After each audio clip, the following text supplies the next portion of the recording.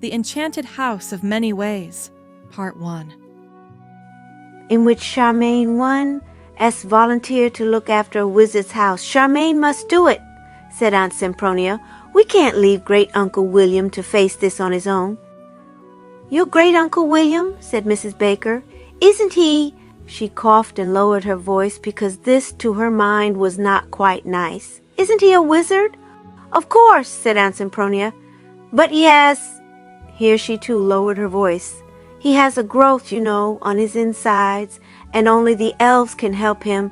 They have to carry him off in order to cure him, you see, and someone has to look after his house. Spells, you know, escape if there's no one there to watch them, and I am far too busy to do it. My stray dog's charity alone, me too. We're up to our ears in wedding cake orders this month, Mrs. Baker said hastily. Sam was saying only this morning. Then it has to be Charmain, Aunt Sempronia decreed. Surely she's old enough now, said Mrs. Baker. They both looked across the parlor to where Mrs. Baker's daughter sat, deep in a book as usual, with her long, thin body bent into what sunlight came in past Mrs. Baker's geraniums, her red hair pinned up in a sort of bird's nest, and her glasses perched on the end of her nose. She held one of her father's huge, juicy pasties in one hand and munched it as she read. Crumbs kept falling on her book, and she brushed them off with the pasty when they fell on the page she was reading. Did you hear us, dear? Mrs. Baker said anxiously. No, Charmain said with her mouth full. What? That's settled then, Aunt Sempronia said. I'll leave it to you to explain to her, Berenice, dear. She stood up, majestically shaking out the folds of her stiff silk dress and then of her silk parasol. I'll be back to fetch her tomorrow morning, she said. Now I'd better go and tell poor Great Uncle William that Charmain will be taking care of things for him. She swept out of the parlor, leaving Mrs. Baker to wish that her husband's aunt was not so rich or so bossy, and to wonder how she was going to explain to Charmain, let alone to Sam. Sam never allowed Charmain to do anything that was not utterly respectable, nor did Mrs. Baker either, except when Aunt Sempronia took a hand. Aunt Sempronia, meanwhile, mounted into her smart little pony trap and had her groom drive her beyond the other side of town where Great Uncle William lived. I fixed it all up, she announced, sailing through the magic ways to where Great Uncle William sat glumly writing in his study. My great-niece Charmain is coming here tomorrow. She will see you on your way and look after you when you come back. In between, she will take care of the house for you. How very kind of her, said Great Uncle William. I take it she is well versed in magic, then. I have no idea, said Aunt Sempronia. What I do know is that she never has her nose out of a book, never does a hand's turn in the house, and is treated like a sacred object by both her parents. It will do her good to do something normal for a change. Oh, dear, said Great Uncle William. Thank you for warning me. I shall take precautions then. Do that, said Aunt Sempronia. And you had better make sure there is plenty of food in the place. I've never known a girl who eats so much and remains thin as a witch's besom with it. I've never understood it. I'll bring her here tomorrow before the elves come. Then she turned and left. Thank you, Great Uncle William said weakly to her stiff, rustling back. Dear, dear, he added as the front door slammed. Ah, well, one has to be grateful to one's relatives, I suppose. Charmain, oddly enough, was quite grateful to Aunt Sempronia, too. Not that she was in the least grateful for being volunteered to look after an old, sick wizard whom she had never met. She might have asked me, she said rather often to her mother. I think she knew you would say no, dear, Mrs. Baker suggested eventually. I might have, Charmain said. Or, she added with a secretive smile, I might not have. Dear, I'm not expecting you to enjoy it, Mrs. Baker said tremulously. It's not at all nice. It's just that it would be. So very kind. You know I'm not kind, Charmain said, and she went away upstairs to her white frilly bedroom, where she sat at her nice desk, staring out of her window at the roofs, towers, and chimneys of high Norland City, and then up at the blue mountains beyond. The truth was, This was the chance she had been longing for. She was tired of her respectable school and very tired of living at home, with her mother treating her as if Charmain were a tigress no one was sure was tame, and her father forbidding her to do things because they were not nice, or not safe, or not usual. This was a chance to leave home and do something, the one thing Charmain had always wanted to do. It was worth putting up with a wizard's house just for that. She wondered if she had the courage to write the letter that went with it. For a long time she had no courage at all. She sat and stared at the clouds piling along the peaks of the mountains, white and purple, making shapes like fat animals and thin swooping dragons. She stared until the clouds had wisped away into nothing but faint mist against a blue sky. Then she said, "Now or nothing." After that she sighed, fetched her glasses up on the chain that hung round her neck, and got out her good pen and her best writing paper. She wrote in her best writing, "Your Majesty, ever since I was a small child and first heard of your great collection of books and manuscripts, I have longed to work in your library. Although I know that you yourself, with the aid of your daughter, Her Royal Highness Princess Hilda, are personally engaged in the long and difficult task of sorting and listing the contents of the Royal Library, I nevertheless hope that you might appreciate my help. Since I am of age, I wish to apply for the post of librarian assistant in the Royal Library. I hope your Majesty will not find my application too presumptuous. Yours truly, Charmain Baker, 12 Corn Street High, Norland City." Charmain sat back and reread her letter. There was no way, she thought, that writing like this to the old king could be anything other than sheer cheek, but it seemed to her that the letter was quite a good one. The one thing in it that was dubious was the "I am of age." She knew that was supposed to mean that a person was 21, or at least 18, but she felt it was not exactly a lie. She had not said what age she was of, after all, and she hadn't either said that she was hugely learned or highly qualified, because she knew she was not. She hadn't even said that she loved books more than anything else in the world, although this was perfectly true. She would just have to trust her love of books shone through. "I'm quite sure the king will just scrumple the letter up and throw it on the fire," she thought, "but at least I tried." She went out and posted the letter, feeling very brave and defiant. The next morning, Aunt Sempronia arrived in her pony trap and loaded Charmain into it, along with a neat carpet bag that Mrs. Baker had packed full of Charmain's clothes, and a much larger bag that Mr. Baker had packed, bulging with pasties and tasties, buns, flans, and tarts. So large was the second bag, and smelling so strongly of savory herbs, gravy, cheese, fruit, jam, and spices, that the groom driving the trap turned round and sniffed in astonishment, and even Aunt Sempronia's stately nostrils flared. "Well, you'll not starve, child," she said. "Drive on." But the groom had to wait until Mrs. Baker had embraced Charmain and said, "I know I can trust you, dear, to be good and tidy and considerate." "That's a lie," Charmain thought. "She doesn't trust me an inch." Then Charmain's father hurried up to peck a kiss on Charmain's cheek. "We know you'll not let us down, Charmain," he said. "That's another lie," Charmain thought. "You know I will. We'll miss you, my love," her mother said, nearly in tears. "That may not be a lie," Charmain thought in some surprise, "though it beats me why they even like me." "Drive on," Aunt Sempronia said sternly, and the groom did. When the pony was sedately ambling through the street, she said, "Now, Charmain, I know your parents have given you the best of everything, and you've never had to do a thing for yourself in your life. Are you prepared to look after yourself for a change?" "Oh, yes," Charmain said devoutly. "And the house and the poor old man?" Aunt Sempronia persisted. "I'll do my best," Charmain said. She was afraid Aunt Sempronia would turn round and drive her straight back home if she didn't say this. "You've had a good education, haven't you?" Aunt Sempronia said. "Even music," Charmain admitted rather sulkily. She added hastily, "But I wasn't any good at it, so don't expect me to play soothing tunes to Great Uncle William." "I don't," Aunt Sempronia retorted. "As he's a wizard, he can probably make his own soothing tunes. I was simply trying to find out whether you've had a proper grounding in magic. You have, haven't you?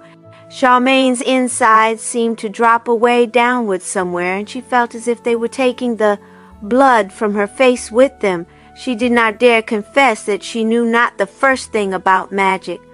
Her parents, particularly Mrs. Baker, did not think magic was nice, and theirs was such a respectable part of town that Charmain's school never taught anyone magic. If anyone wanted to learn anything so vulgar, they had to go to a private tutor instead, and Charmain knew her parents would never have paid for any such lessons. She began.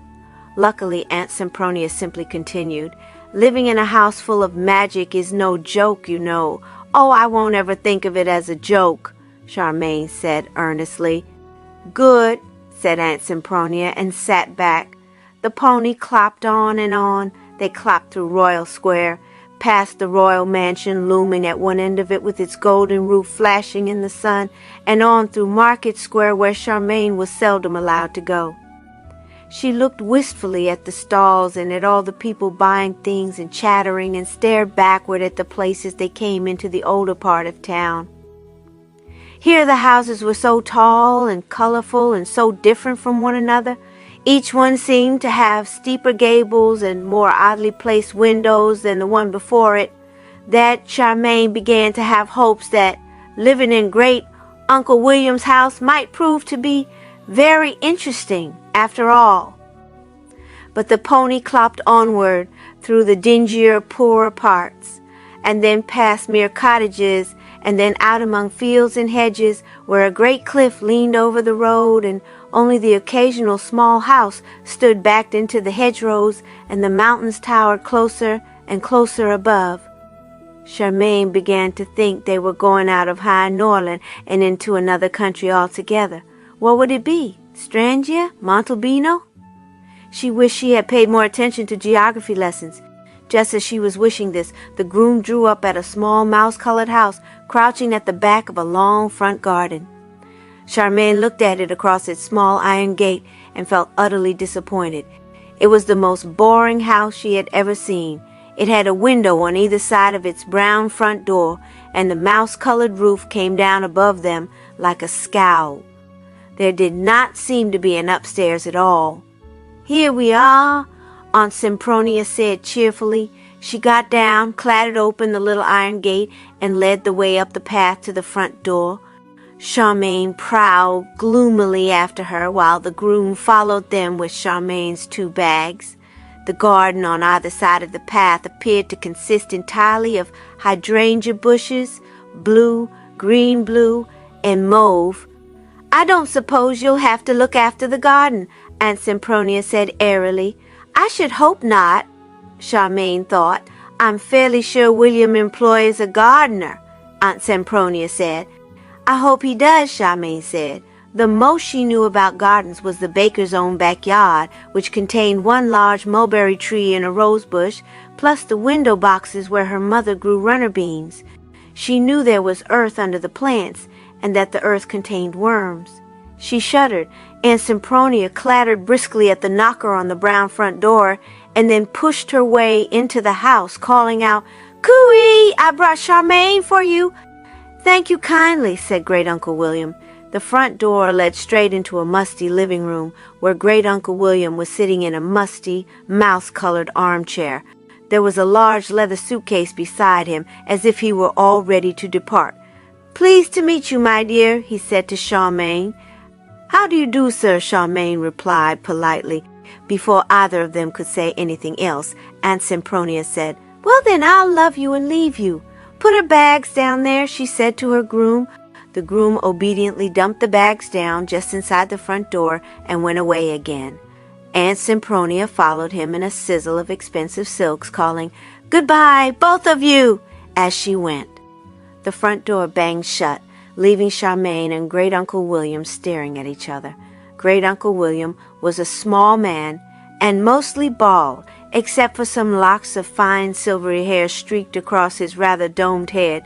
He sat in a stiff, bent, crumpled way that showed Charmain he was in quite a lot of pain.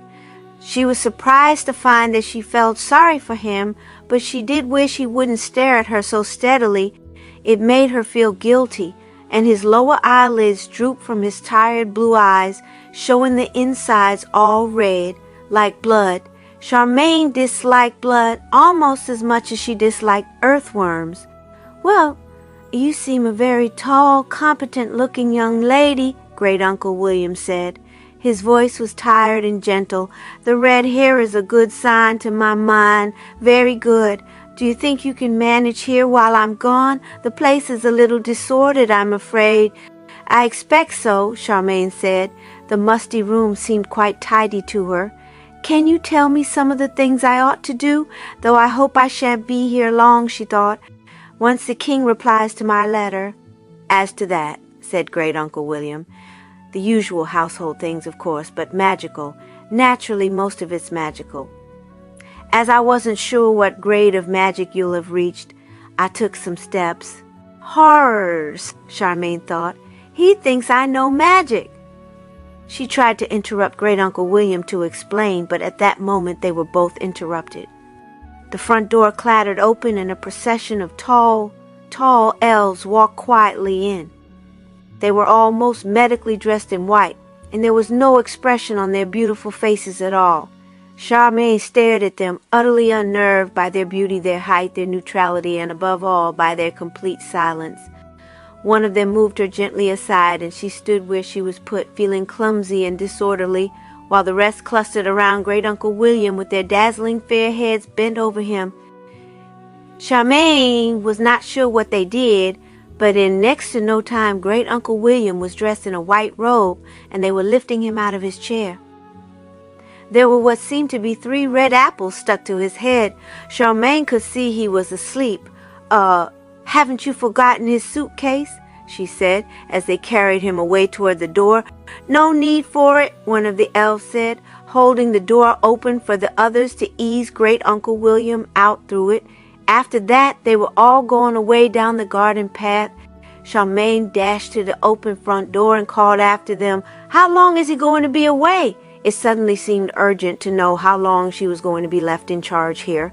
"As long as it takes," another of the elves replied. Then they were all gone before they reached the garden gate. Chapter 2, in which Charmain explores the house. Charmain stared at the empty path for a while, and then shut the front door with a bang. "Now what do I do?" she said to the deserted, musty room. "You will have to tidy the kitchen, I'm afraid, my dear," said Great Uncle William's tired, kindly voice out of thin air. "I apologize for leaving so much laundry." "Please open my suitcase for more complicated instructions." Charmain shot the suitcase a look.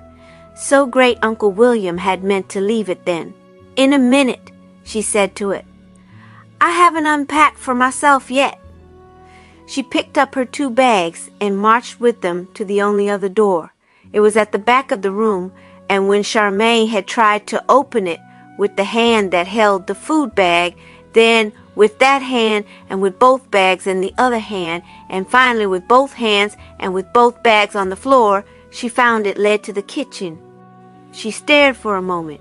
Then she dragged her 2 bags round the door just as it was shutting and stared some more. "What a mess," she said. "It ought to have been a comfortable, spacious kitchen. It had a big window looking out onto the mountains where sunlight came warmly pouring through. Unfortunately, the sunlight only served to highlight the enormous stacks of plates and cups piled into the sink and on the draining board and down on the floor beside the sink. The sunlight then went on, and Charmain's dismayed eyes went with it to cast a golden glow over the 2 big canvas laundry bags leaning beside the sink. They were stuffed so full with dirty washing that Great Uncle William had been using them as a shelf for a pile of dirty saucepans and a frying pan or so. Charmain's eyes traveled from there to the table in the middle of the room. Here was where Great Uncle William appeared to keep his supply of 30 or so teapots and the same number of milk jugs, not to speak of several that had once held gravy.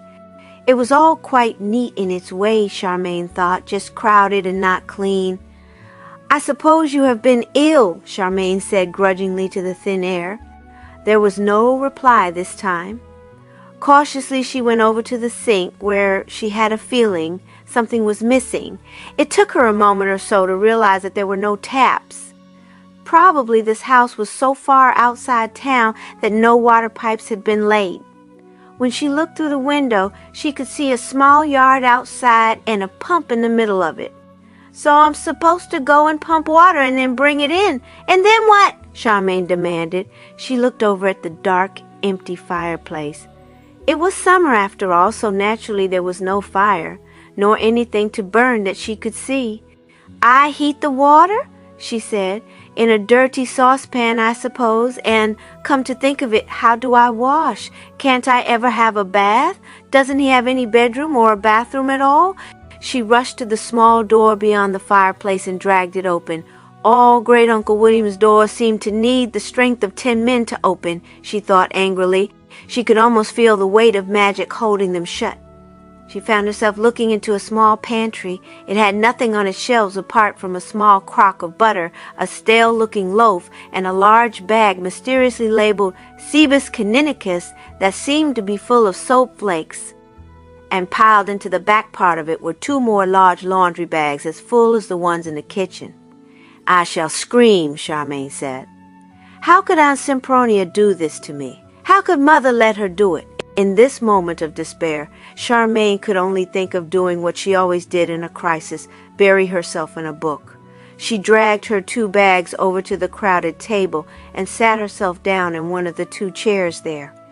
There she unbuckled the carpet bag, fetched her glasses up onto her nose, and dug eagerly among the clothes for the book she had put out for Mother to pack for her. Her hands met nothing but softness.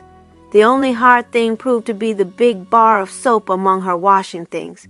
Charmaine threw it across the room into the empty hearth and dug further. "I don't believe this," she said. She must have put them in first. Right at the bottom, she turned the bag upside down and shook everything out onto the floor. Out fell wads of beautifully folded skirts, dresses, stockings, blouses, 2 knitted jackets, lace petticoats, and enough other underclothes for a year. On top of those flopped her new slippers. After that, the bag was flat and empty. Charmaine nevertheless felt all the way round the inside of the bag before she threw it aside, let her glasses drop to the end of their chain, and wondered whether to cry. Mrs. Baker had actually forgotten to pack the books. "Well," Charmaine said, after an interval of blinking and swallowing, "I suppose I've never really been away from home before. Next time I go anywhere, I'll pack the bag myself and fill it with books. I shall make the best of it for now." Making the best of it, she heaved the other bag onto the crowded table and shoved to make room for it. This shunted 4 milk jugs and a teapot off onto the floor. "And I don't care," Charmaine said as they fell. Somewhat to her relief, the milk jugs were empty and simply bounced, and the teapot did not break either. It just lay on its side, leaking tea onto the floor. "That's probably the good side to magic," Charmaine said, glumly digging out the topmost meat pasty. She flung her skirts into a bundle between her knees, put her elbows on the table, and took a huge, comforting, savory bite from the pasty. Something cold and quivery touched the bare part of her right leg. Charmaine froze, not daring even to chew. "This kitchen is full of big magical slugs," she thought.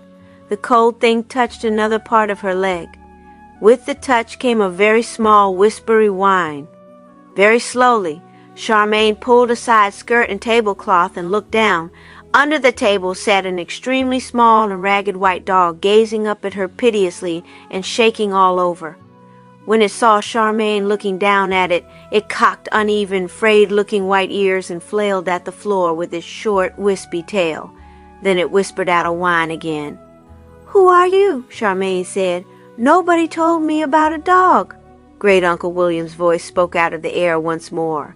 "This is Waif. Be very kind to him. He came to me as a stray, and he seems to be frightened of everything." Charmaine had never been sure about dogs. Her mother said they were dirty and they bit you and would never have one in the house, so Charmaine had always been extremely nervous of any dog she met. But this dog was so small, it seemed extremely white and clean, and it looked to be far more frightened of Charmain than Charmain was of it. It was still shaking all over. "Oh, do stop trembling," Charmain said. "I'm not going to hurt you," Waif went on, trembling and looking at her piteously. Charmain sighed. She broke off a large lump of her pasty and held it down toward Waif. "Here," she said. "Here's for not being a slug after all." Waif's shiny black nose quivered toward the lump. He looked up at her to make sure she really meant this, and then, very gently and politely, he took the lump into his mouth and ate it. Then he looked up at Charmain for more. Charmain was fascinated by his politeness. She broke off another lump, and then another. In the end, they shared the pasty half and half. "That's all," Charmain said, shaking crumbs off her skirt. "We'll have to make this bagful last, as there seems to be no other food in this house. Now show me what to do next, Waif."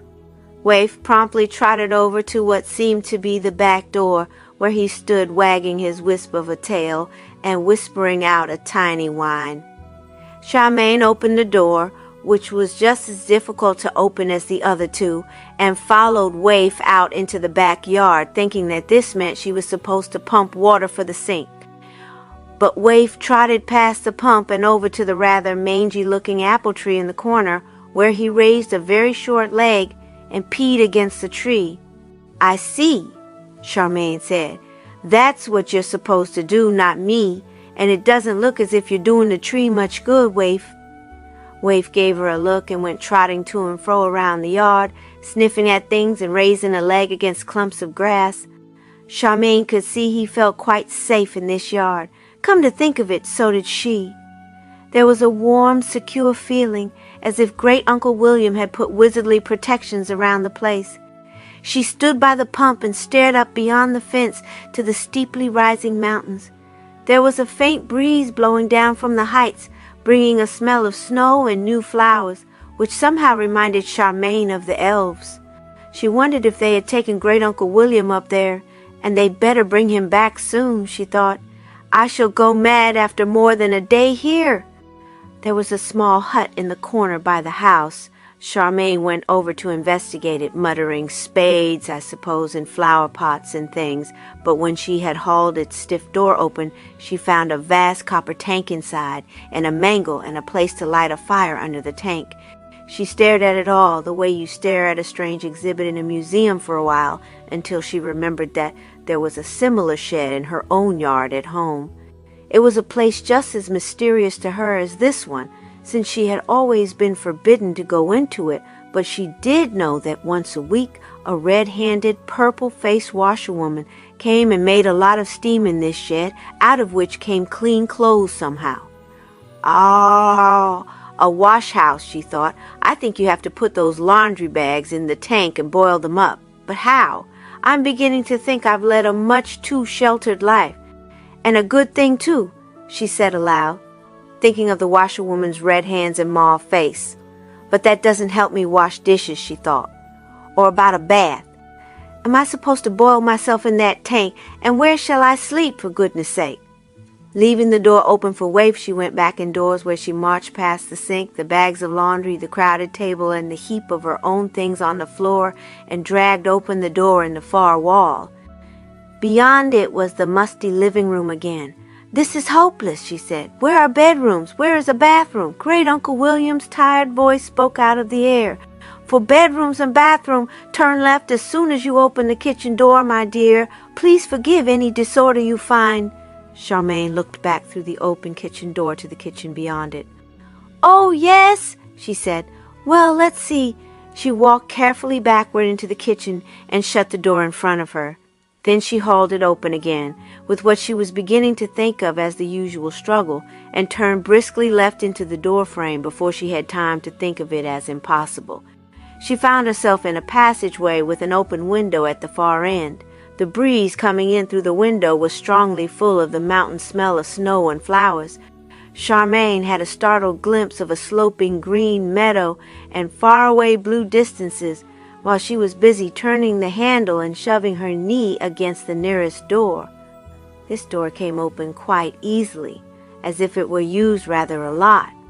Charmain stumbled forward into a smell that caused her instantly to forget the scents from the window. She stood with her nose up, sniffing delightedly. It was the delicious, mildewy fragrance of old books. Hundreds of them, she saw, looking round the room. Books were lined up on shelves on all four walls, stacked on the floor, and piled on the desk. Old books in leather covers mostly, although some of the ones on the floor had newer-looking colored jackets. This was obviously Great Uncle William's study. "Ooh," Charmain said. Ignoring the way the view from the window was of the hydrangeas in the front garden, she dived to look at the books on the desk. Big, fat, redolent books they were, and some of them had metal clasps to keep them shut, as if they were dangerous open. Charmain had the nearest one already in her hands when she noticed a stiff piece of paper spread out on the desk covered with shaky handwriting. "My dear Charmain," she read, and sat herself down in the padded chair in front of the desk to read the rest. "My dear Charmain, thank you for so kindly agreeing to look after this house in my absence. The elves tell me I should be gone for about 2 weeks. Thank goodness for that, Charmain thought, or possibly a month if there are complications. Oh, you really must forgive any disorder you find here. I have been afflicted for quite some time now, but I am sure you are a resourceful young lady and will find your feet here quite readily. In case of any difficulty, I have left spoken directions for you wherever these seem necessary. All you need do is speak your question aloud and it should be answered. More complex matters you will find explained in the suitcase. Please be kind to Waif, who has not been with me for long enough to feel secure, and please feel free to help yourself to any books in this study apart from those actually on this desk, which are for the most part too powerful and advanced for you." "Pooh, as if I cared for that," Charmain thought. "Meanwhile, I wish you a happy sojourn here and hope to be able to thank you in person before very long. Your affectionate great-great-uncle by marriage, William Norland." "I suppose he is by marriage," Charmain said aloud. "He must be Aunt Sempronia's great-uncle, really, and she married Uncle Ned, who is Dad's uncle, except that he's dead now. What a pity. I was starting to hope I'd inherited some of his magic," and she said politely to the air, "Thank you very much, Great-Uncle William." There was no reply. Charmain thought, well, there wouldn't be. That wasn't a question. And she set about exploring the books on the desk.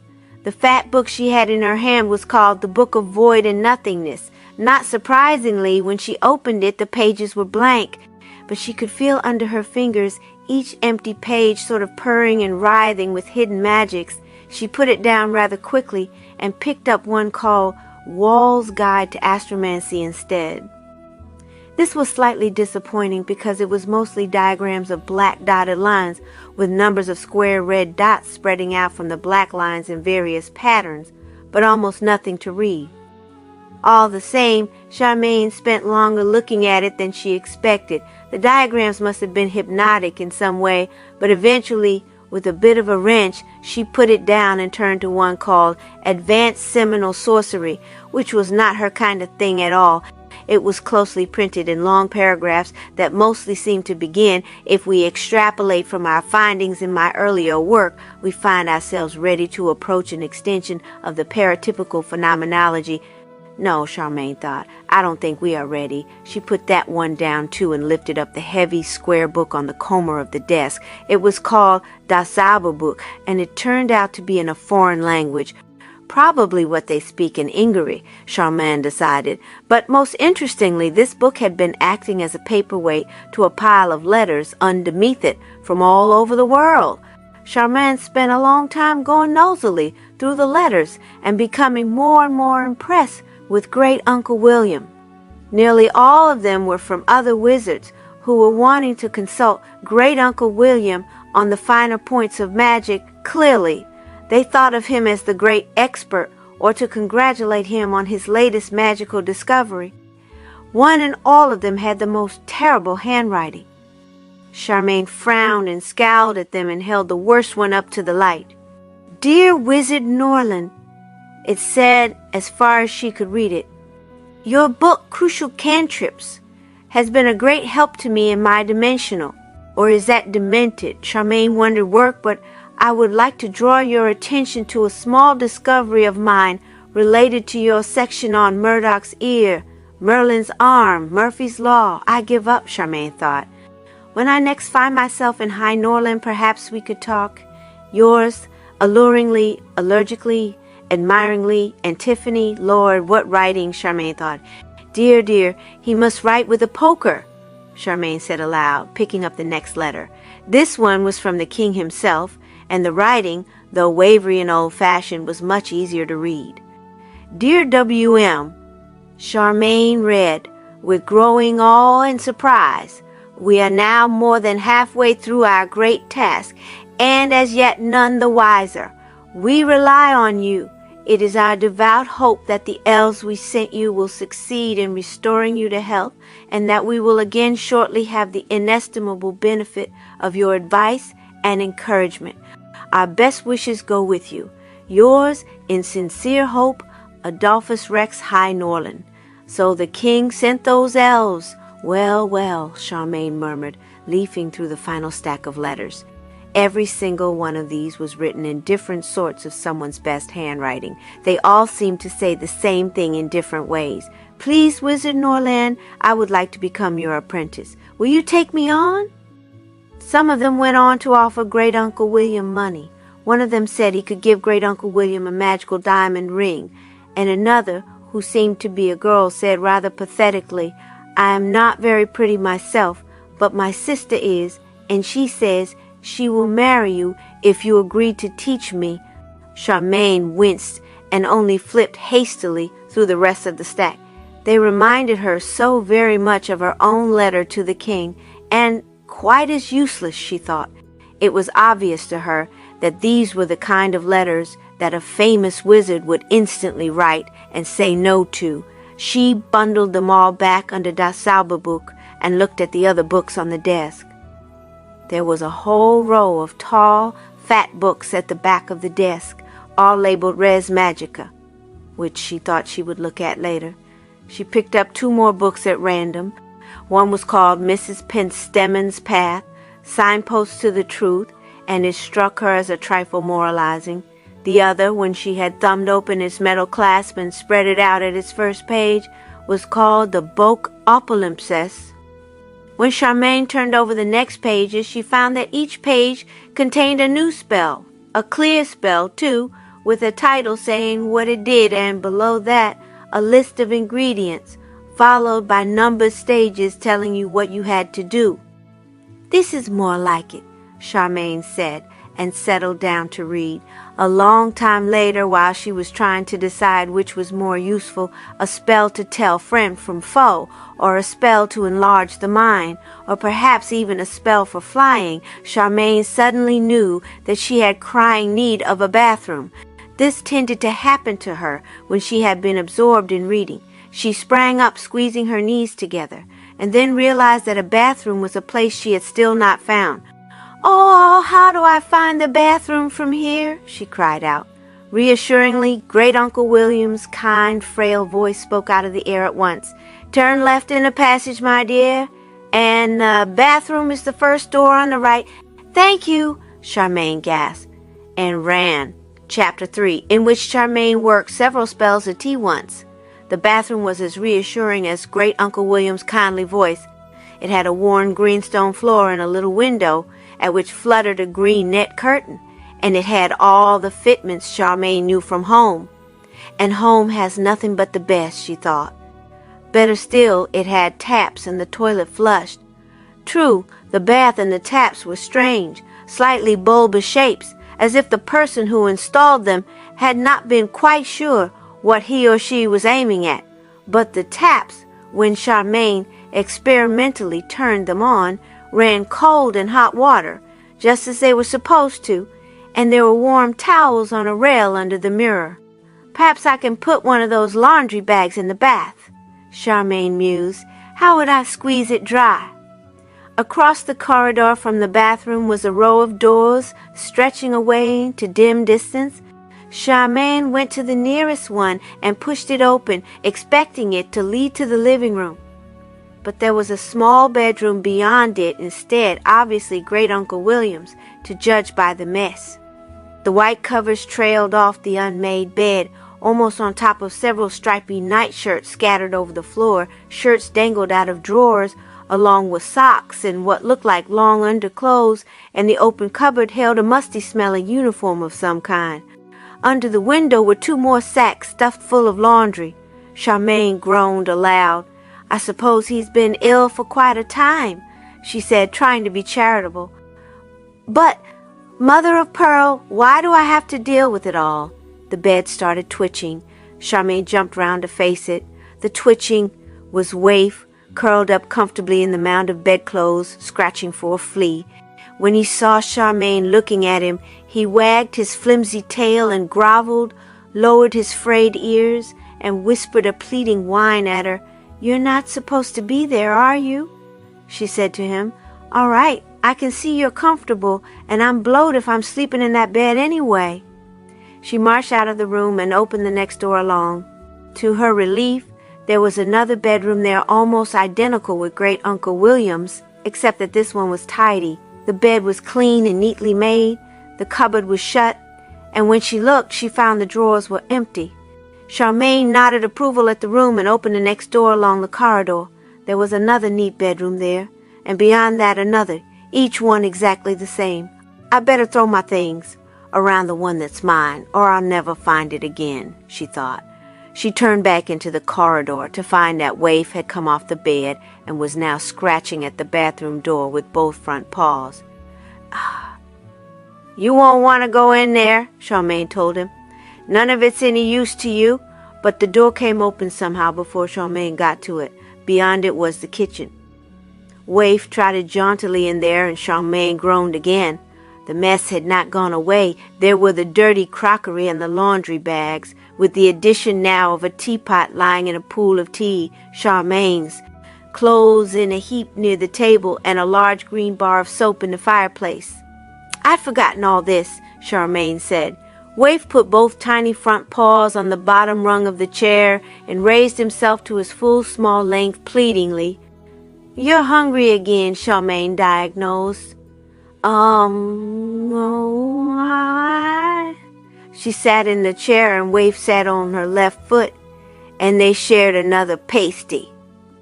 And they shared a fruit tart, 2 donuts, 6 chocolate biscuits, and a custard flan. After this, Waif plodded rather heavily away to the inner door, which opened for him as soon as he scratched at it. Charmain gathered up her pile of clothes and followed him, meaning to put her things in the first empty bedroom. But here things went a trifle wrong. Charmain pushed the door open with one elbow and fairly naturally turned right to go into the corridor with the bedrooms in it. She found herself in complete darkness. Almost at once she walked into another door, where she hit her elbow on its doorknob with a clang. "Ouch!"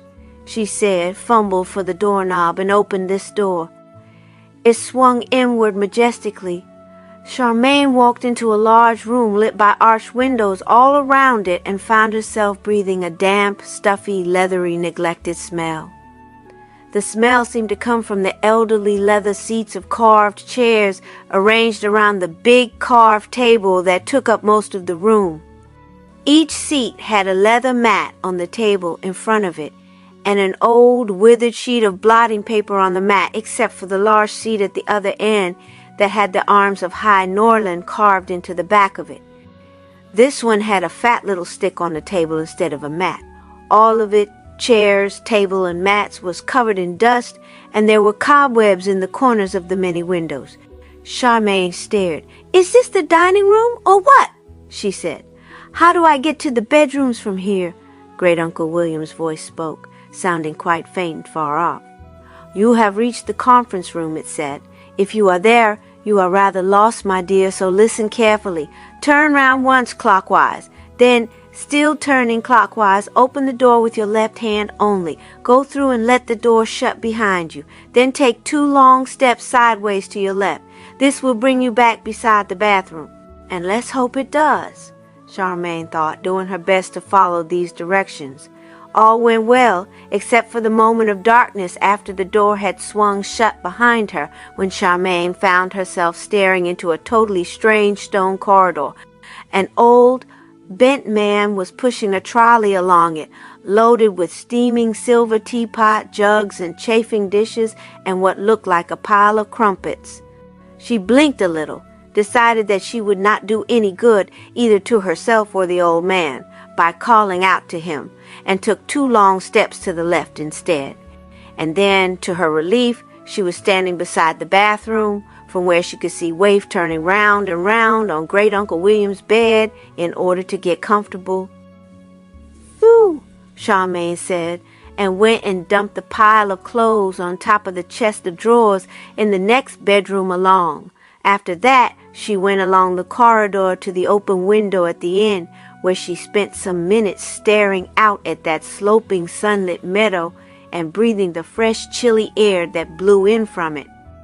A person could easily climb out of this, she thought, or in, but she was not really seeing the meadow or thinking of fresh air. Her real thoughts were with that enticing book of spells that she had left open on Great Uncle William's desk. She had never in her life been let loose among magic like this. It was hard to resist. "I shall just open it at random and do the first spell I see," she thought. Just one spell. In the study, the book of palimpsest was for some reason now open at a spell to find yourself a handsome prince. Charmaine shook her head and closed the book. "Who needs a prince?" she said. She opened the book again, carefully at a different place.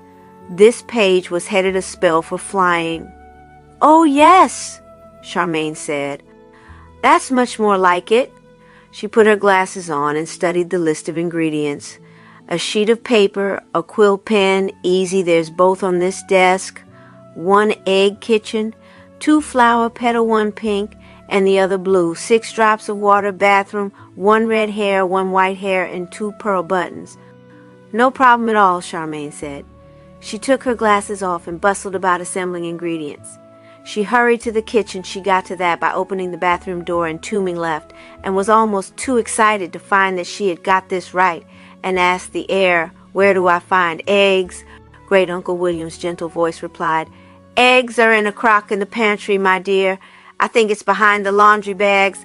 I do apologize for leaving you with such disorder."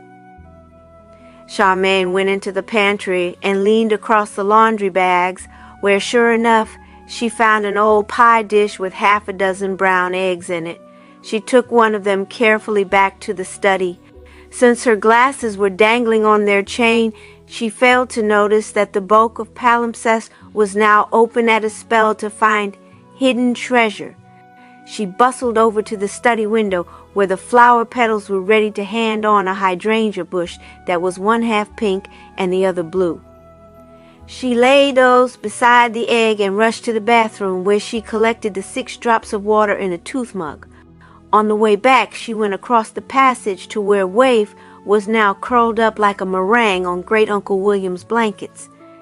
"Excuse me," Charmaine said to him, and raked her fingers along his ragged white back. She came away with quite a number of white hairs, one of which she put beside the flower petals, and added to that a red hair from her own head. As for the pearl buttons, she simply ripped 2 of them off the front of her blouse. "Right," she said, and put her glasses eagerly on again to look at the instructions. The book of palimpsest was now open at a spell for personal protection, but Charmaine was too excited to notice. She looked only at the instructions, which were in 5 stages. Stage 1 said, "Place all ingredients except quill and paper in a suitable bowl." Charmaine, after taking her glasses off to stare searchingly around the room, and finding no bowls, suitable or not, was forced to go off to the kitchen again.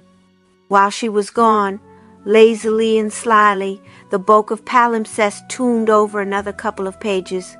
When Charmaine came back with a slightly sugary bowl, having tipped all the sugar out onto a not-too-dirty plate, the book was open at a spell to increase magical power. Charmaine did not notice. She put the bowl down on the desk and piled into it the egg, the 2 petals, the 2 hairs, and her 2 buttons, and dripped the water carefully in on top. Then she put her glasses on and leaned over the book to discover what she did next. By this time, the Book of Palimpsest was displaying a spell to become invisible, but Charmain only looked at the instructions and did not see. This. Stage 2 told her to mash all ingredients together, using only the pen. It is not easy to mash up an egg with a feather, but Charmain managed it, stabbing with the sharpened end over and over until the shell fell to pieces, then stirring so hard that her hair fell down over her face in red strands, and finally, when nothing seemed to mix properly, whisking with the feather end. When she finally stood up, panting, and pushed her hair away with sticky fingers, the book had turned over yet another page. It now displayed a spell to start a fire, but Charmain was too busy trying not to get egg on her glasses to see. She put them on and studied Stage 3. Stage 3 of this spell said, "Recite 3 times Hegemony Gouda." "Hegemony Gouda," Charmain intoned obediently over the bowl. She was not sure, but on the 3rd repetition she thought the bits of eggshell seethed around the pearl buttons a little. "I think it's working," she thought. She pushed her glasses back on her nose and looked at Stage 4. By this time she was looking at Stage 4 in a spell to bend objects to the will. "Take up the quill," this said, and using the prepared mixture, write upon the paper the word YLF surrounded by a 5-sided figure. Care must be taken not to touch the paper while doing this. Charmain took up the drippy, sticky feather pen adorned with bits of eggshell and a piece of pink petal and did her best. The mixture was not easy to write with, and there seemed no way to hold the paper steady. It slipped and it slid while Charmain dipped and scratched, and the word that was supposed to be YLF came out gluey and semi-visible and crooked and looked more like hoof because the red hair in the bowl came out on the pen halfway through and did strange loopy things across the word. As for the 5-sided figure, the paper slipped sideways while Charmain was trying to draw it, and the most that could be said for it was that it had 5 sides. It finished as a sinister egg yolk yellow shape with a dog head sticking off one corner. Charmain heaved up a breath, plastered her hair back with a now extremely sticky hand, and looked at the final stage, Stage 5. It was now Stage 5 of a spell to make a wish come true, but she was far too flustered to notice. It said, placing the feather back in the bowl, clap hands 3 times and say, "Tax! Tax!" Charmain said, clapping hard and stickily. Something evidently worked. The paper, the bowl, and the quill pen all vanished quietly and completely. So did most of the sticky trickles on Great Uncle William's desk. The Book of Palimpsest shut itself with a snap. Charmain stood back, dusting crumby bits from her hands, feeling quite exhausted and rather let down. "But I should be able to fly," she told herself. "I wonder where the best place is to test it out." The answer was obvious. Charmain went out of the study and along to the end of the passage to where the window stood invitingly open to the sloping green meadow. The window had a broad, low sill, perfect for climbing over.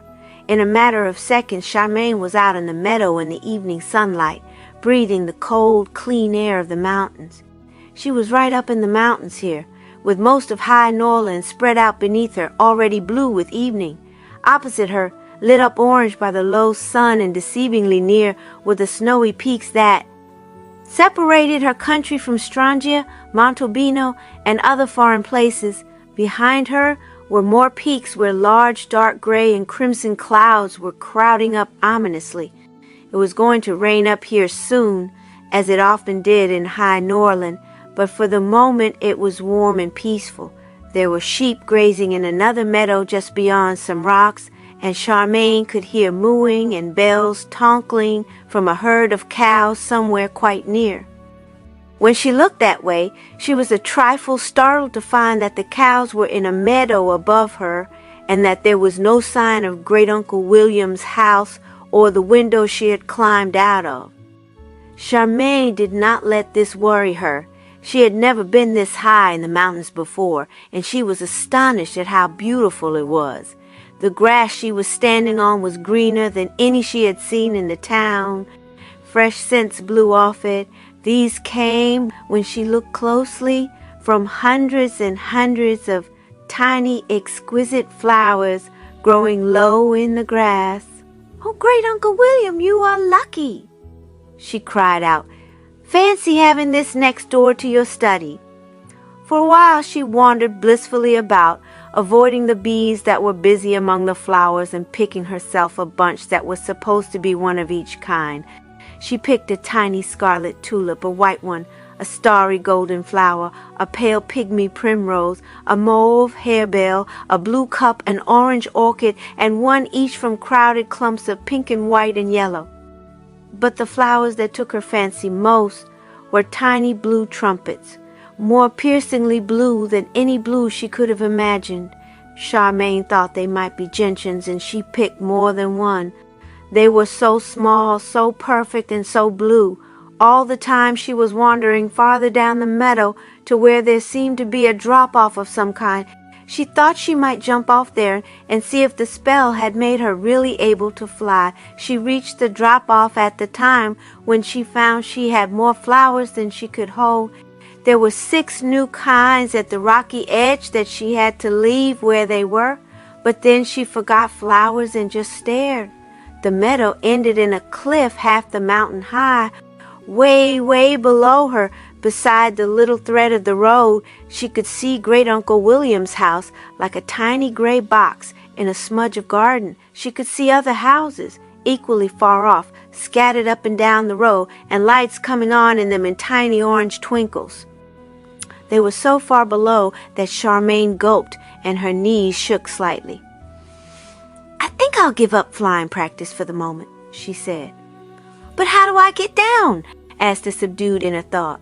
"Don't let's think about that now," another inner thought replied firmly. "Let's just enjoy the view." She could see most of High Norland from up here after all.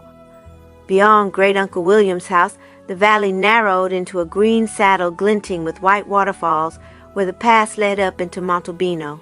The other way, past the bulge of mountain where the meadow was, the thread of road joined the more winding thread of the river, and both plunged in among the roofs, towers, and turrets of High Norland City.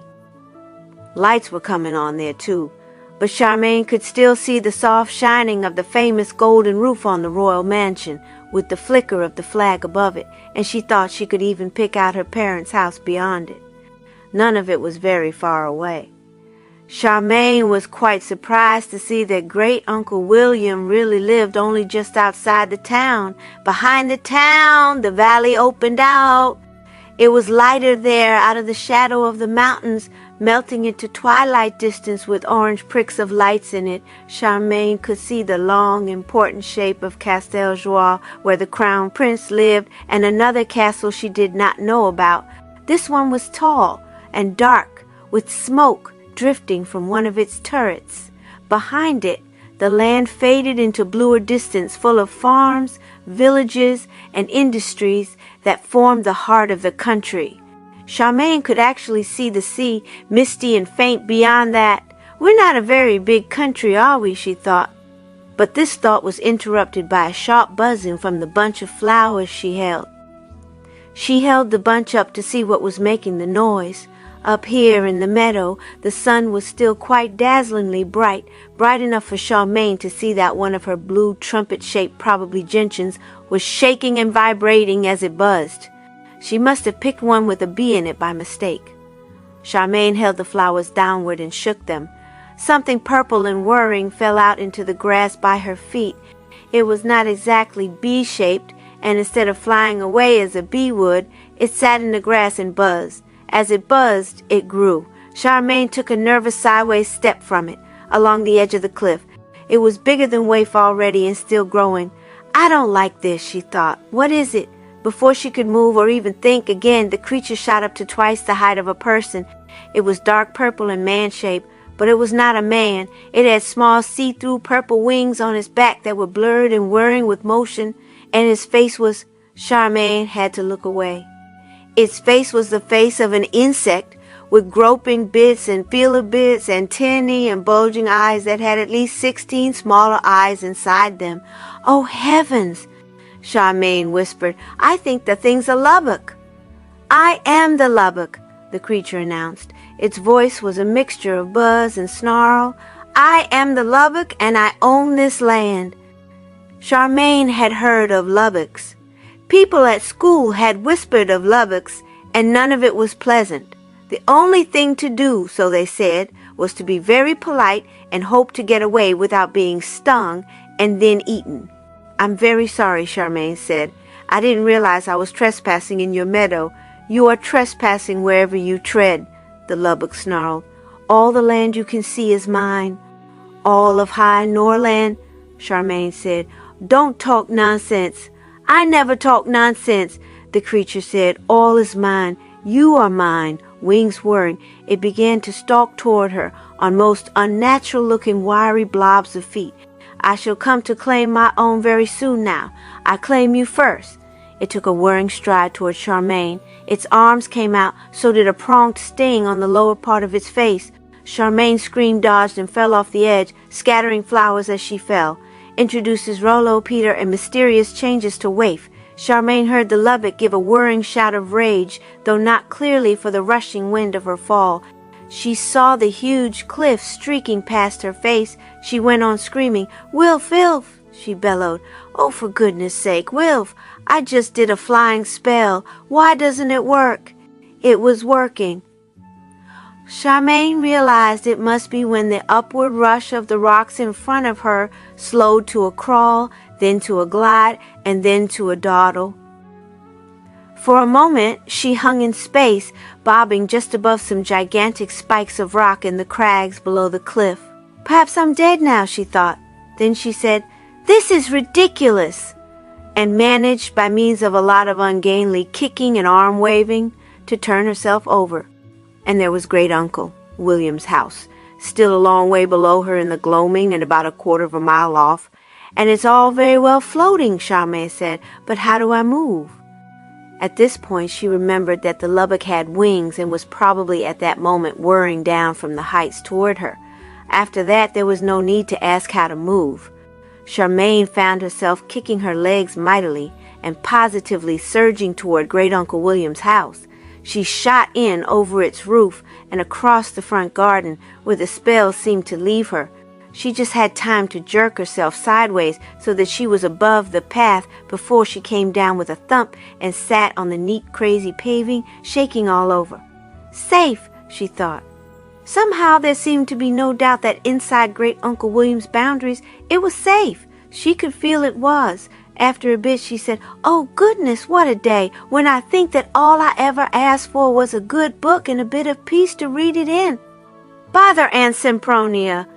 The bushes beside her rustled. Charmain flinched away and nearly screamed again when the hydrangeas bent aside to let a small blue man hop out onto the path. "Are you in charge here now?"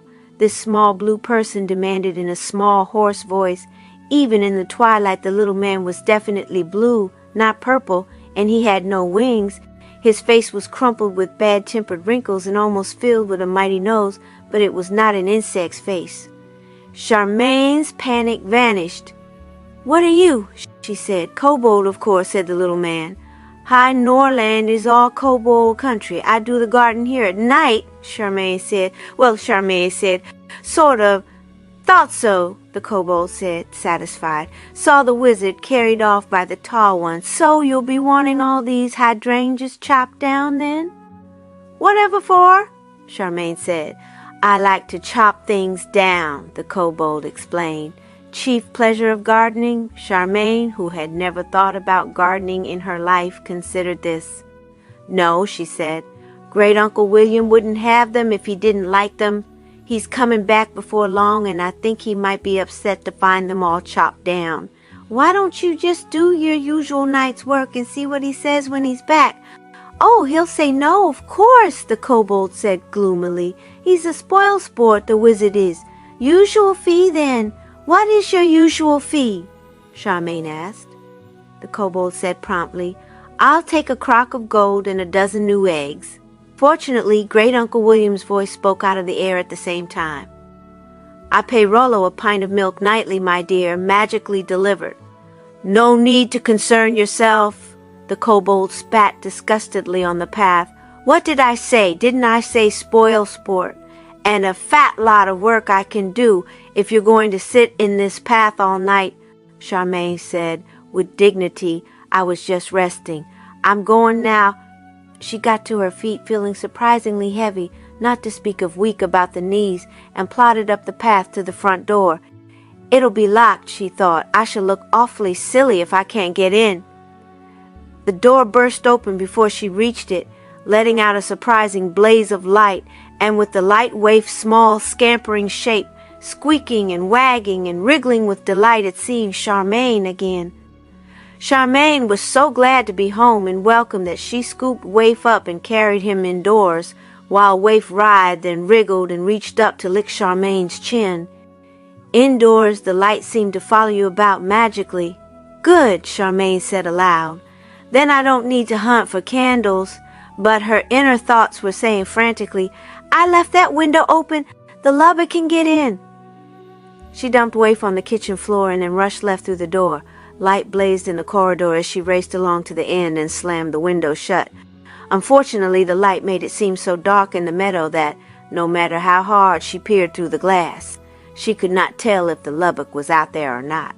She consoled herself with the thought that she had not been able to see the window once she was in the meadow, but she still found she was shivering. After that, she could not seem to stop shivering. She shivered her way back to the kitchen and shivered while she shared a pork pie with Waif, and shivered more because the pool of tea had spread out under the table, making the underside of Waif wet and brown. Whenever Waif came near her, parts of Charmain became clammy with tea too. In the end, Charmain took off her blouse, which was flapping open because of the missing buttons anyway, and wiped up the tea with it. This, of course, made her shiver more. She went and fetched herself the thick woolen sweater Mrs. Baker had packed for her and huddled into it, but she still shivered. The threatened rain started. It beat on the window and pattered down the kitchen chimney, and Charmain shivered even more. She supposed it was shock, really, but she still felt cold. Oh! She cried out. How do I light a fire, Great Uncle William? I believe I left the spell in place, the kindly voice said out of the air. Simply throw into the grate one thing that will burn and say aloud, Fire, light, and you should have your fire. Charmain looked round for one thing that would burn. There was the bag beside her on the table, but it still had another pork pie and an apple tart in it, and besides, it was a nice bag with flowers that Mrs. Baker had embroidered on it. There was paper in Great Uncle William's study, of course, but that meant getting up and fetching it. There was the laundry in the bags by the sink, but Charmain was fairly sure that Great Uncle William would not appreciate having his dirty clothes burned. On the other hand, there was her own blouse, dirty and tea-soaked and missing 2 buttons, in a heap on the floor by her feet. It's ruined anyway, she said. She picked up the brown, soggy bundle and threw it into the fireplace. Fire, light, she said. The grate thundered into life. For a minute or so, there was the most cheerfully blazing fire that anyone could have wished for. Charmain sighed with pleasure. She was just moving her chair nearer to the warmth when the flames turned to hissing clouds of steam. Then, piling up and up among the steam, crowding up the chimney and blasting out into the room, came bubbles. Big bubbles, small bubbles, bubbles glimmering with rainbow colors. They came thronging out of the fireplace into the kitchen. They filled the air, landed on things, flew into Charmain's face, where they burst with a soft sigh and kept coming. In seconds, the kitchen was a hot, steamy storm of froth, enough to make Charmain gasp. I forgot the bar of soap, she said, panting in the sudden wet heat. Waif decided that the bubbles were personal enemies and retreated under Charmain's chair, yapping madly and snarling at the bubbles that burst. It was surprisingly noisy. Do shut up, Charmain said. Sweat ran down her face, and her hair, which had come down over her shoulders, was dripping in the steam. She batted a cloud of bubbles away and said, "I think I'll take all my clothes off." Someone hammered on the back door. "Perhaps not," Charmaine said. The person outside hammered on the door again. Charmaine sat where she was, hoping it was not the Lubbock. But when the hammering came a third time, she got up reluctantly and picked her way among the storming bubbles to see who it was. It could be Rollo, she supposed, wanting to come in out of the rain. "Who are you?" she shouted through the door. "What do you want? I need to come in." The person outside shouted back, "It's pouring with rain." Whoever it was sounded young, and the voice did not rasp like Rollo's or buzz like the Lubbock's. And Charmaine could hear the rain thrashing down, even through the hissing of steam and the continuous, gentle popping of the bubbles. But it could be a trick. "Let me in!" the person outside screamed.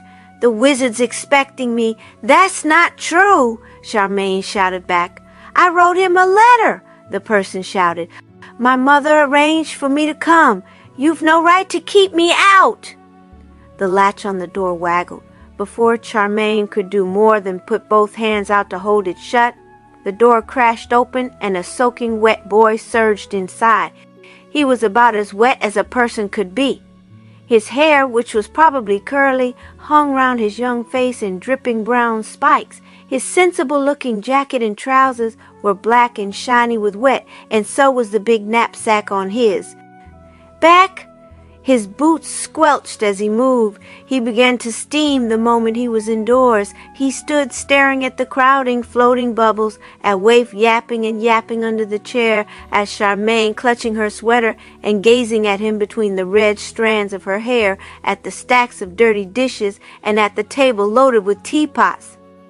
His eyes turned to the laundry bags, and these things were obviously all too much for him.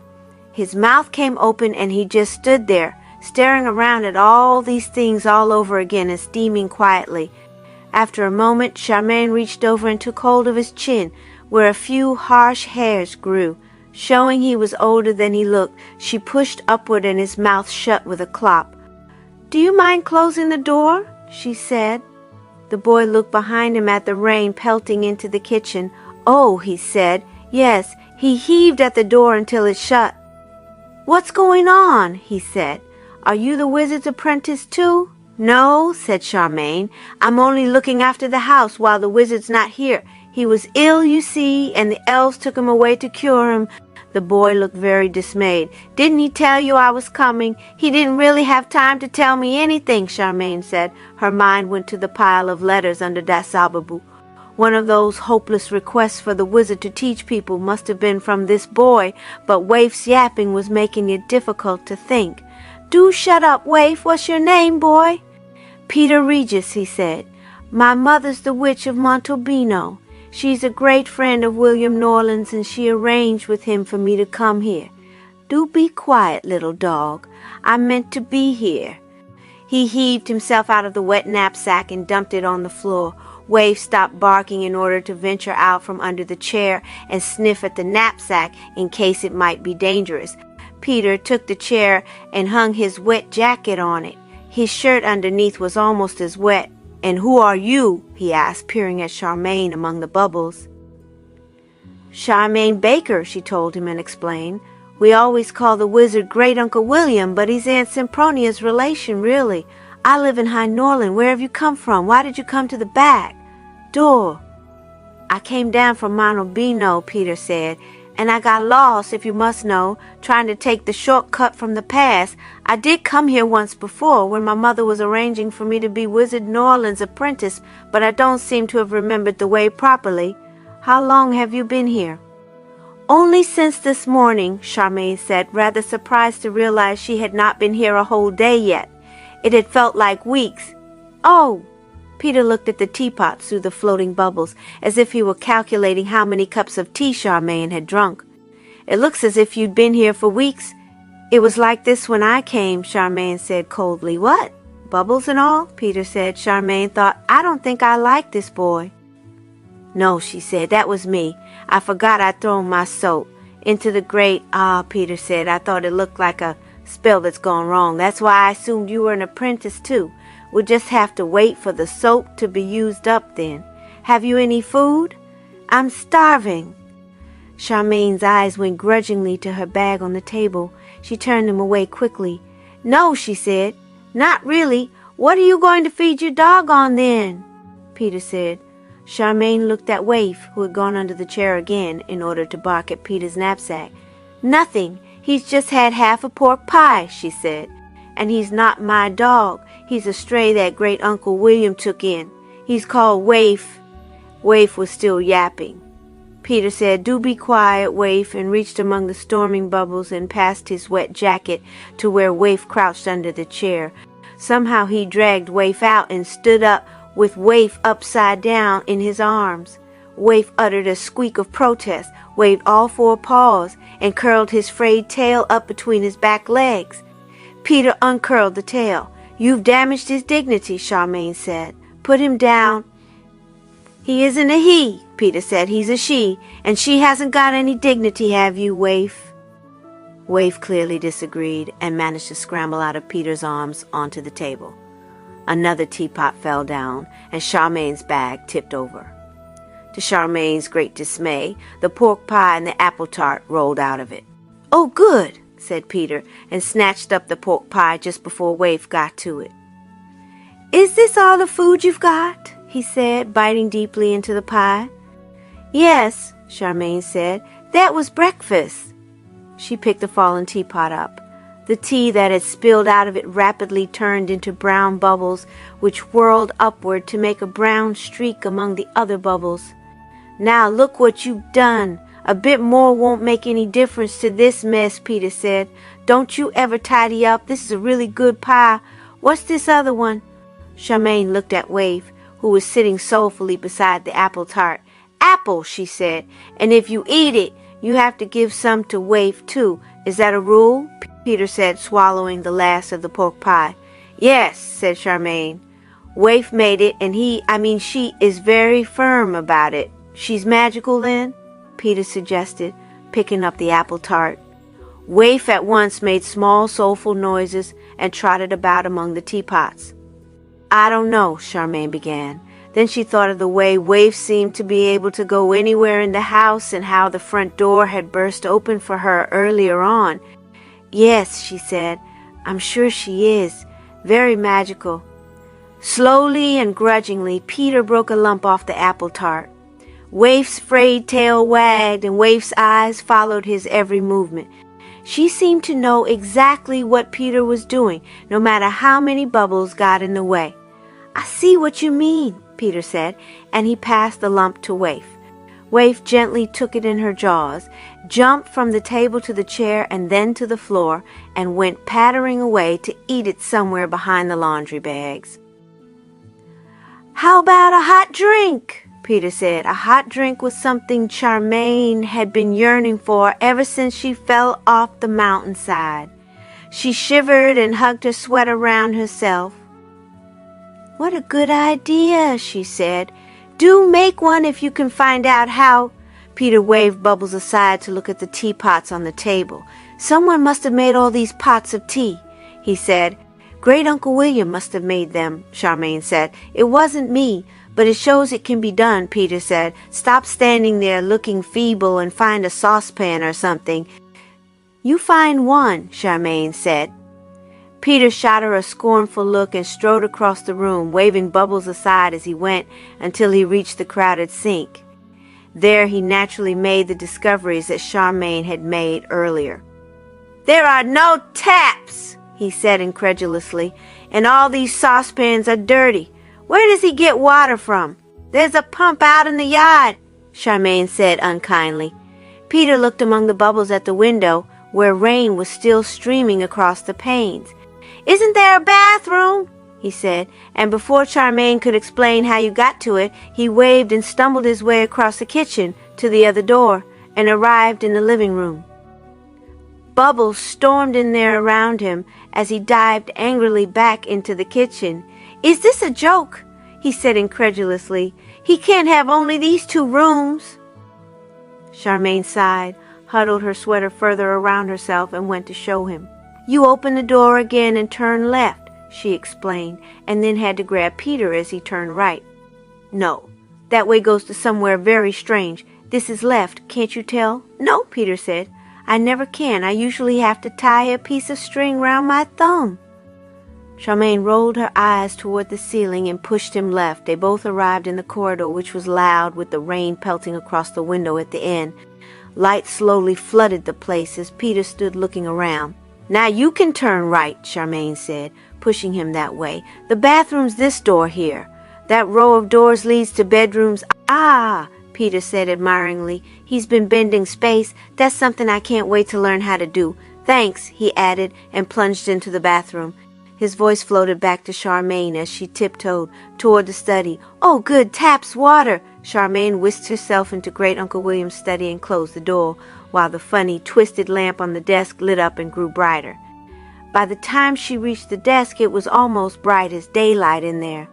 Charmain shoved aside das Zauberbuch and picked up the bundle of letters underneath. She had to check. If Peter was telling the truth, one of the letters asking to be Great Uncle William's apprentice had to be from him. Because she had only skimmed through them before, she had no memory of seeing one, and if there wasn't one, she was dealing with an imposter, possibly another Lubbock. She had to know. Ah, here it was halfway down the pile. She put her glasses on and read, Esteemed Wizard Norland, with regard to my becoming your apprentice, will it be convenient for me to arrive with you in a week's time, instead of in the autumn as arranged? My mother has to journey into Ingery and prefers to have me settled before she leaves. Unless I hear from you to the contrary, I shall present myself at your house on the 13th of this month.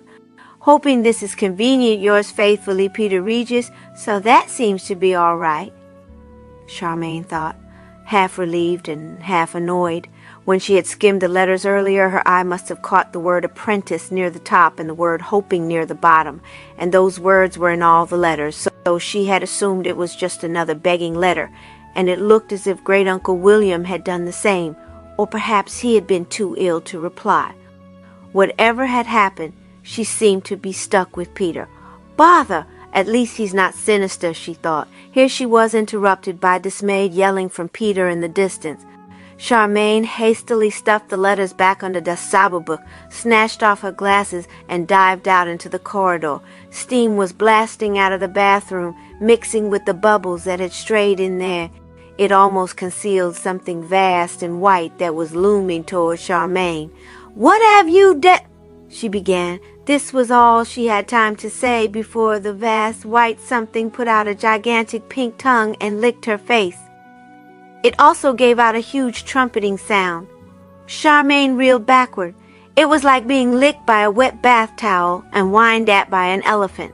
She leaned against the wall and stared up into the creature's enormous pleading eyes. I know those eyes, Charmain said. What has he done to you, waif? Peter surged out of the bathroom gasping. I don't know what went wrong, he gasped. The water didn't come out hot enough to make tea, so I thought I'd make it hotter with a spell of enlargement. Well, do it backward at once, Charmain said. Waif's the size of an elephant. Peter shot the huge waif a distracted look. Only the size of a cart horse, but the pipes in here are red hot, he said. What do you think I should do? Oh, honestly, Charmain said. She pushed the enormous waif gently aside and went to the bathroom. As far as she could see through the steam, boiling water was gushing out of all four taps and flushing into the toilet, and the pipes along the walls were indeed glowing red. Great Uncle William, she shouted. How do I make the bathroom water cold? Great Uncle William's kindly voice spoke among the hissing and gushing. You will find further instructions somewhere in the suitcase, my dear. That's no good, Charmain said. She knew there was no time to go searching through suitcases. Something was going to explode soon. Go cold, she shouted into the steam. Freeze! All you pipes, go cold at once, she screamed, waving both arms. I order you to cool down. It worked, to her astonishment. The steam died away to mere puffs and then vanished altogether. The toilet stopped flushing. 3 of the taps gurgled and stopped running. Frost almost instantly formed on the tap that was running, the cold tap over the wash basin, and an icicle grew from the end of it. Another icicle appeared on the pipes that ran across the wall and slid, hissing, down into the bath. "That's better," Charmain said, and turned round to look at Waif. Waif looked sadly back. She was as big as ever. "Waif," Charmain said, "go small, now. I order you." Waif sadly wagged the tip of her monstrous tail and stayed the same size. Peter said, "She can probably turn herself back if she wants."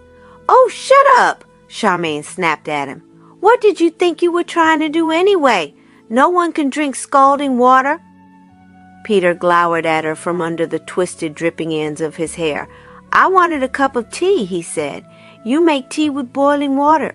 Charmain had never made tea in her life. She shrugged. "Do you really?" She raised her face to the ceiling. "Great Uncle William," she said, "how do we get a hot drink in this place?" The kindly voice spoke again. "In the kitchen, you tap the table and say, 'Tea, my dear.' In the living room, tap the trolley in the corner and say, 'Afternoon tea.' In your bedroom," neither Peter nor Charmain waited to hear about the bedroom. They dived forward and slammed the bathroom door, opened it again, Charmain giving Peter a stern push to the left, and jammed themselves through it into the kitchen, turned round, shut the door, opened it again, and finally arrived in the living room where they looked eagerly around for the trolley. Peter spotted it over in the corner and reached it ahead of Charmain. "Afternoon tea," he shouted, hammering mightily upon its empty, glass-covered surface.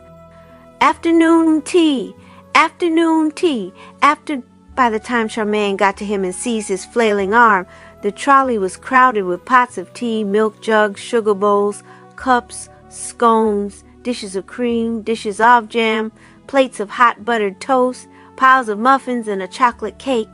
A drawer slid out of the end of it, full of knives, spoons, and forks. Charmain and Peter, with one accord, dragged the trolley over to the musty sofa and settled down to eat and drink. After a minute, Waif put her huge head round the door, sniffing. Seeing the trolley, she shoved a bit and arrived in the living room too, where she crawled wistfully and mountainously over to the sofa and put her enormous hairy chin on the back of it behind Charmain. Peter gave her a distracted look and passed her several muffins, which she ate in one mouthful with huge politeness. A good half-hour later, Peter lay back and stretched. "That was great," he said. "At least we won't starve. Wizard Norland," he added experimentally, "how do we get lunch in this house?" There was no reply. "He only answers me," Charmain said a trifle smugly, "and I'm not going to ask now. I had to deal with a lubbock before you came, and I'm exhausted. I'm going to bed." "What are lubbocks?" Peter asked.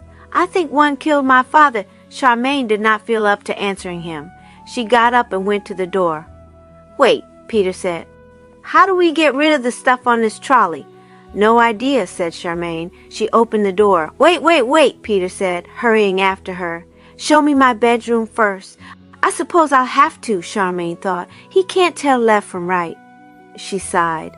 Unwillingly, she shoved Peter in among the bubbles that were still storming into the kitchen, thicker than ever, so that he could collect his knapsack, and then steered him left, back through the door to where the bedrooms were. "Take the third one along," she said. "That one's mine and the first one's Great Uncle William's. But there's miles of them if you want a different one. Good night," she added, and went into the bathroom. Everything in there was frozen. "Oh, well," Charmain said. By the time she got to her bedroom and into her somewhat tea-stained nightdress, Peter was out in the corridor shouting, "Hey! This toilet's frozen over! Bad luck!" Charmain thought. She got into bed and was asleep almost at once. About an hour later, she dreamed that she was being sat on by a woolly mammoth. "Get off, Waif," she said. "You're too big." After this, she dreamed that the mammoth slowly got off her, grumbling under its breath before she went off into other, deeper dreams. Chapter 5, in which Charmain receives her anxious parent.